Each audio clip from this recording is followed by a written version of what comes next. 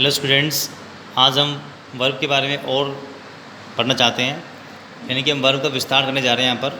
तो वर्ब के बारे में और जो जानकारी है, नॉलेज है, इन्फॉर्मेशन है, वो आपको मैं देने जा रहा हूँ यहाँ पर। देखो, प्राइमरी जो वर्ब होती है जो हमने पढ़ी थी, बी डू है होता है इसमें। अब देखो, बी की जो फॉर्म है इसमें हम कई बार कन्फ्यूज हो जाते हैं कि बी की फॉर्म कौन कौन सी होती है। देखो, बी की फॉर्म जो होती है हेल्पिंग वर्ब के रूप में अलग होती है और मेन वर्ब के रूप में अलग होती है।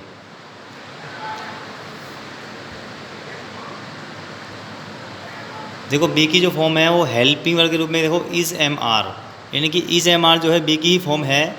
तो हम कह सकते हैं इज़ एम आर जो है फर्स्ट फॉर्म होती है। इज़ एम आर जो है बी की फर्स्ट फॉर्म होती है और वोज वर्ब क्या होती है, बी की सेकेंड फॉर्म होती है। और बीन जो है बी की थर्ड फॉर्म होती है और बीइंग होती है बी की फोर्थ फॉर्म। क्लियर?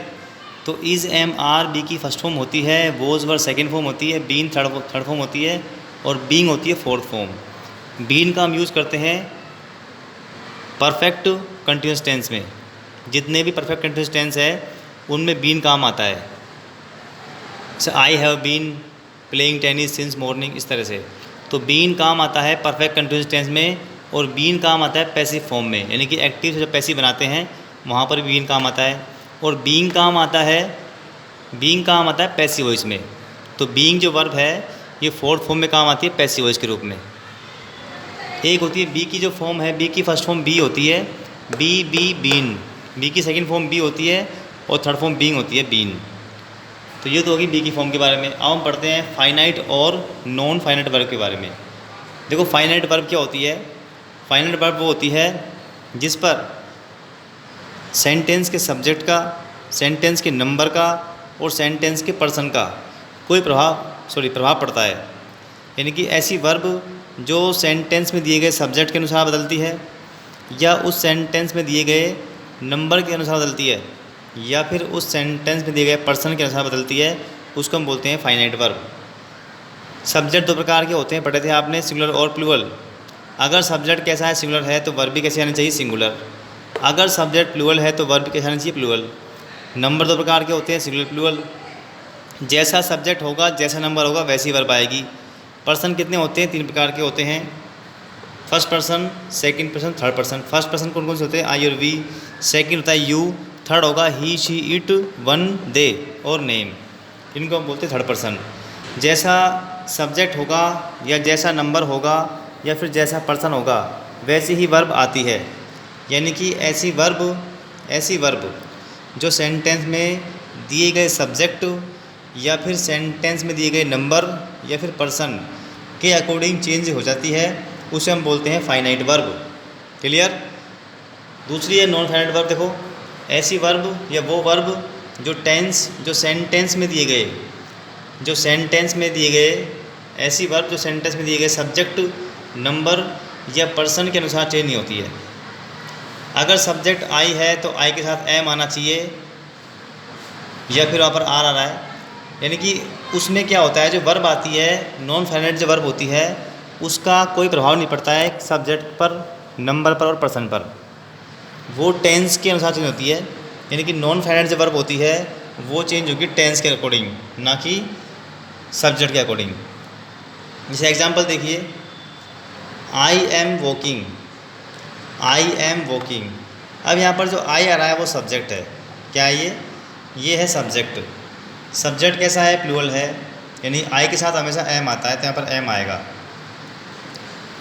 अगर यहाँ पर एम नहीं आ रहा, आएगा यहाँ पर इज आ रहा है, यहाँ पर आर आ रहा है, तो गलत होगा। ऐसी वर्ब जो सेंटेंस के सब्जेक्ट के अनुसार बदलती है उसको हम बोलते हैं फाइनाइट वर्ब। ये तो होगी यहाँ पर फाइनाइट वर्ब, ठीक है ना। तो आई के साथ एम आता है इसलिए यहाँ पर एम आ रहा है। अगर यहाँ पर कोई और वर्ब होती तो गलत होती वो। या फिर हम कहेंगे यहाँ पर ही आ रहा है, तो ही सेंटेंस का सब्जेक्ट है, तो ही के साथ यहाँ पर एम नहीं, यहाँ पर क्या आना चाहिए, इज आना चाहिए। तो सेंटेंस के सब्जेक्ट के अनुसार या नंबर के अनुसार या फिर जो पर्सन है उसके अनुसार बदलती है, उसको हम बोलते हैं फाइनाइट वर्ब। देखो, ही के साथ इज आ रहा है, यहाँ पर ये बदल गया। यहाँ पर जहाँ पर आई था तो यहाँ पर एम आ रहा था, तो ही के साथ इज आ रहा है, इसका मतलब ये बदल जाती है किसके अनुसार, दिए गए सब्जेक्ट के अनुसार। तो ये कैसी वर्ब होगी, ये फाइनाइट वर्ब है। लेकिन जो वॉकिंग है उसका ही से कोई प्रभाव नहीं पड़ रहा है, यहाँ पर एम आए चाहे इज़ आए या फिर आर आए, लेकिन यहाँ पर तो वॉकिंग ही आएगा, तो इसका सब्जेक्ट से कोई प्रभाव नहीं पड़ रहा है, तो ये टेंस के अनुसार बदलते हैं। यहाँ पर अगर यहाँ पर इज़ एम आर या वॉज वर्ब आता है तो यहाँ पर वॉकिंग ही आएगा, क्योंकि is am are was verb के बाद हमेशा फोर्थ फॉर्म आती है। शायद मेरी बात समझ रहे होंगे आप लोग। जैसे यहाँ पर इज़ एम या आर तीनों में से कोई वर्ब आती है तो इसके बाद वर्ब की फोर्थ फॉर्म ही आनी चाहिए। अब यहाँ पर वॉकिंग जो आ रहा है वो आ रहा है इसके अकॉर्डिंग। अगर यहाँ पर वॉकिंग नहीं होता, यहाँ पर होता वॉक्ड, तो गलत होता है वर्ब। सेंटेंस में टेंस के अनुसार, टेंस यहाँ पर कौन सा है, प्रेजेंट कंटिन्यूस है, तो वहाँ पर वर्ब कौन सी आएगी, वहाँ पर वर्ब आती है आईएनजी वाली। तो ये वाली वर्ब कौन सी होगी, नॉन फाइनाइट। इसका चेंज कैसे हुआ है, इसका चेंज हुआ है टेंस के अनुसार, ना कि सब्जेक्ट के अनुसार। जैसे ही हैज़ प्लेड टेनिस, तो ही के साथ हैज़ आता है, हैव नहीं आएगा। अगर यहाँ पर दे होता तो यहाँ पर हैव आता, यहाँ पर आई होता तो हैव आता, यहाँ पर ही है इसलिए यहाँ पर हैज़ आ रहा है, ठीक है ना। तो ये वाली वर्ब कैसी है, ये है फाइनाइट वर्ब। अब प्लेड यहाँ पर इसके, अगर इसके यहाँ पर प्लेइंग होता, यहाँ पर प्लेइंग होता तो क्या होता, जी गलत होता। क्यों होता गलत यहाँ पर ये, क्योंकि हैज़ के बाद हमेशा थर्ड फॉर्म आती है, तो प्लेड हैज़ टेंस कौन सा है, परफेक्ट टेंस है ये, तो इसमें हमें थर्ड फॉर्म आएगी हमेशा यहाँ पर। तो हमको ध्यान रखना है हैज़ हैव हैड के बाद थर्ड फॉर्म आती है, क्लियर।